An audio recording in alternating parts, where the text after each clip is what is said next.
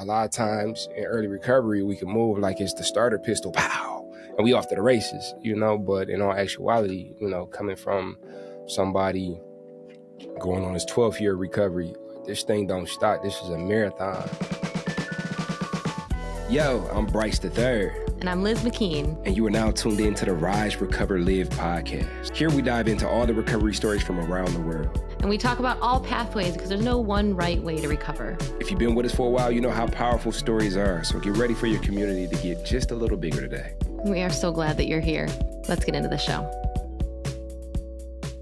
What's up, everybody? Welcome to another episode of the Rise, Recover, Live podcast. If you're watching on YouTube, you may be noticing something weird. Where's Liz? Where's the guest? My friend, it's just you and I today. This is a short, quick one, and we're going to tap in and answer some questions from the fans. From Jim in New Jersey, we have, how do I rebuild my confidence after a life of addiction? How do I rebuild my confidence after a life of addiction? First and foremost, I must let you know that I am not an expert in anything except for my own experience. And I know in my own personal experience, when we come into recovery from active addiction, active alcoholism, it can feel like we got a lot of making up to do. I know for me, I felt as if I had to make the things right that I had wronged. I had to come and clean up the mess that I've been dirtying up for, the past 14, 15 years. And the truth is, there may be a little truth to that. There may be quite a few amends that need to be made, not immediately, but there may be things that need to be righted that were wronged. Again, not immediately. I think the first thing, especially early in recovery, to take care of is my well-being, making sure that I'm surrounded by the community, making sure that I'm surrounded by the resources, and that I'm continuing to immerse myself in this new way of life so that I can build a foundation of support to hold me down. Because you got to think, a lot of times in early recovery, we can move like it's the starter pistol, pow, and we off to the races, but in all actuality, coming from somebody going on his 12th year of recovery, this thing don't stop. This is a marathon. And so wanting people to trust us immediately, obviously, is what we can tend to lean into. But what I found is that you have no control over how people are going to receive you. You have no control over how people are going to embrace you. And what you do have control over, what we do have control over, is how we contribute to our lives, how we pour into ourselves, and how we contribute to the lives of those around us, and how we show up in service. That's it for real. Like, all the other stuff is uncontrollable. We can't control if our wife lets us back in the house, or if our kids rock with us anymore, or like, those are the things that we have no control over. But what we do have control over is, am I going to my designated recovery program? Am I adhering to the stipulations of my probation, if that's the case for me? Am I doing what I said that I would do? Am I showing up and being a person of my word? Am I finding opportunities to serve, whether that be soup kitchens or showing up to the kids' team, cleaning the uniforms? I don't know, whatever, like, finding opportunities to serve. How can I get into the flow of life? And I think focusing on that is way easier than focusing on reparation, because in showing up to contribute and showing up to be of service and showing up to pour into ourselves, inherently within that process is reparation, is over time making things better. When you talk about, like, the terminology amends, how was it put to me? It was put to me that, like, making an amends is making things right, and that doesn't necessarily include. I mean, it might go hand in hand, but it doesn't always include making me feel better. And sometimes there's things I've had to do to make things right that not only didn't make me feel better, but kind of made me feel like not good. And I showed up and did it anyway. Learning how to build a relationship with my feelings. I remember in my early recovery, a big thing for me was practicing the opposite. So, when I got sober, I was coming from a life of lying. I was coming from a life of being stingy. I was coming from a life of cheating. I was coming from a life of, um, just a whole bunch of habits that I had learned from my lifestyle. And so somebody told me very early on, like, hey, practice the opposite.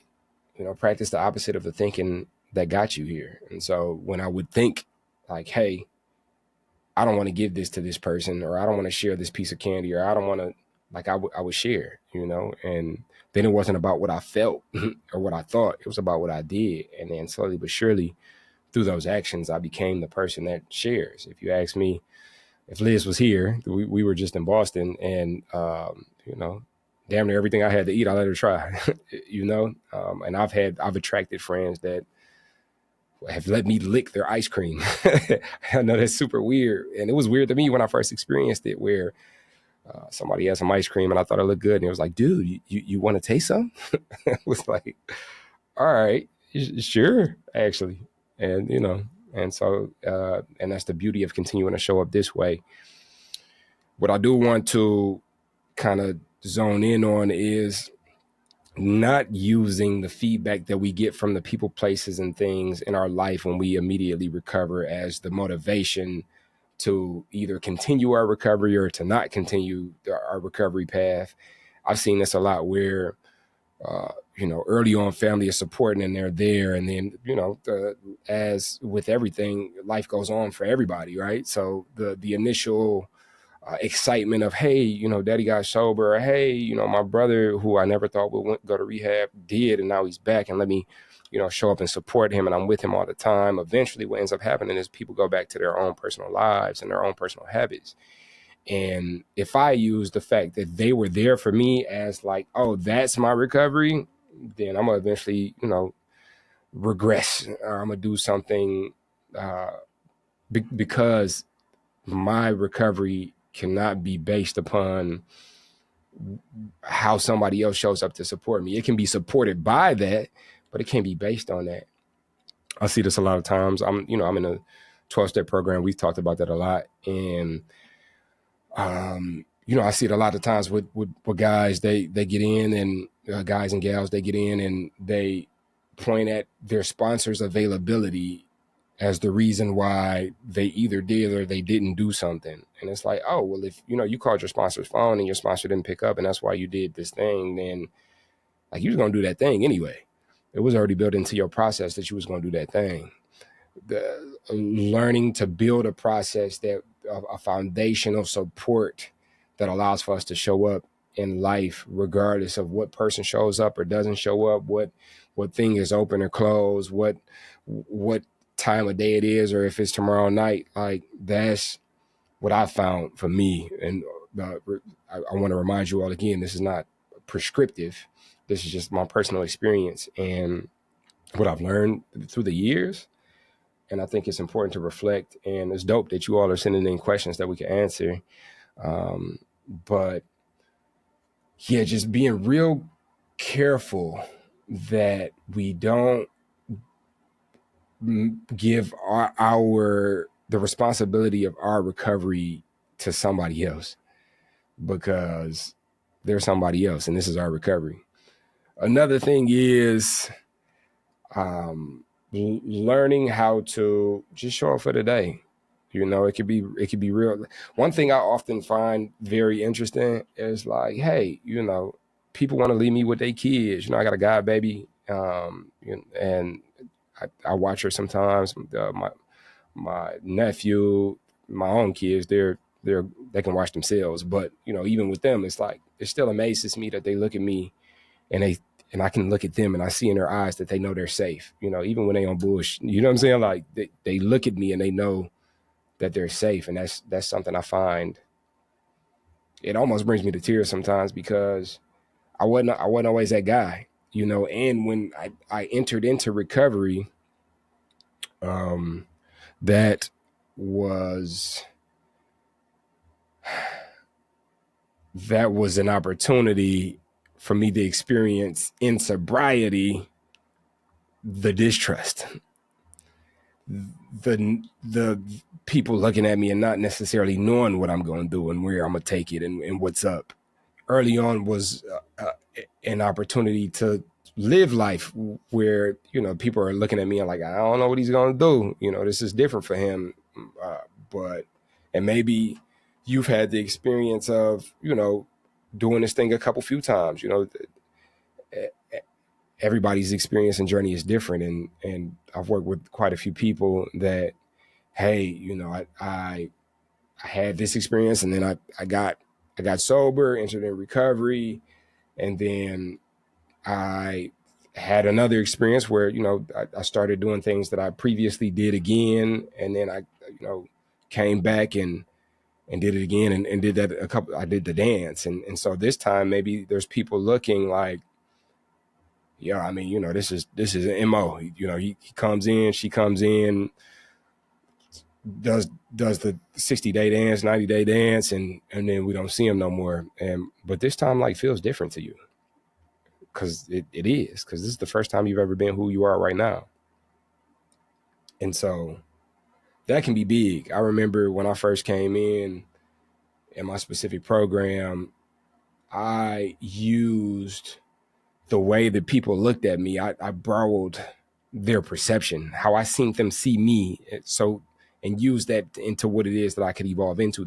I felt that they see me as capable. I felt that they see me as trustworthy. I felt that they see me as honest. I felt that they see me as somebody who was willing to ask for help because I was, you know, in this room with them, other people who have recovered. And also I'm seeing that they've recovered and they're laughing and they're joking. And it's like, okay, I could be that, you know? And so I know it can be difficult to have the opposite effect where it's like, hey, people are looking at me and they're just expecting me to fail because, you know, this has been my pattern and this has been my MO. I know I'm different this time though. And to that I say, hey, bury yourself in the work. Bury yourself in the work. Show up and not showing up to prove anything. There's nobody here to prove anything to, but show up and immerse yourself in the work of becoming better on a daily basis. What matters most is that you know you're here. And, you know, I won't even say here to stay. All it is today. You're here today. And that's what's most important. So these are just a couple of the things that have helped me to rebuild my confidence after active addiction and alcoholism. Before I leave you, I will say that my confidence comes from the work. The work comes first.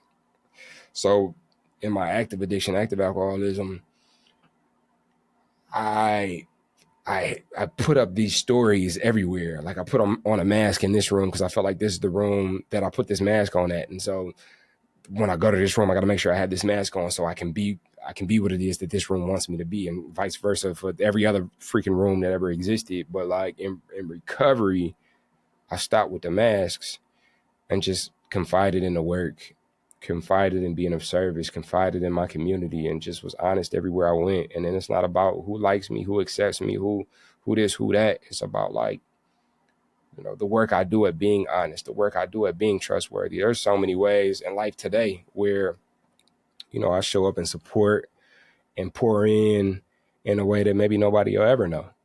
And what's most important is that, like, you know, I know. And because I know, that kind of props up my confidence level because I know who I am. You know, I don't need somebody else to point to me and tell me that I'm that because I know who I'm at. I know who I am. Wherever you go, there you are. That's a saying that I really held on to when I first got here. There's also, you know, life on life's terms, being able to show up for whatever life brings me and be able to be stable within it. And that's a promise that's been delivered. And that comes from, you know, subscribing to the work and not necessarily subscribing to people's perception of me or what the state of the world is, or, you know, what's happening and what's not happening. So beyond that, get to know yourself, explore yourself, sit with yourself. Who are you? The more we discover who it is that we are, And the more we discover the process of that changing continuously, and the more we allow for ourselves the compassion of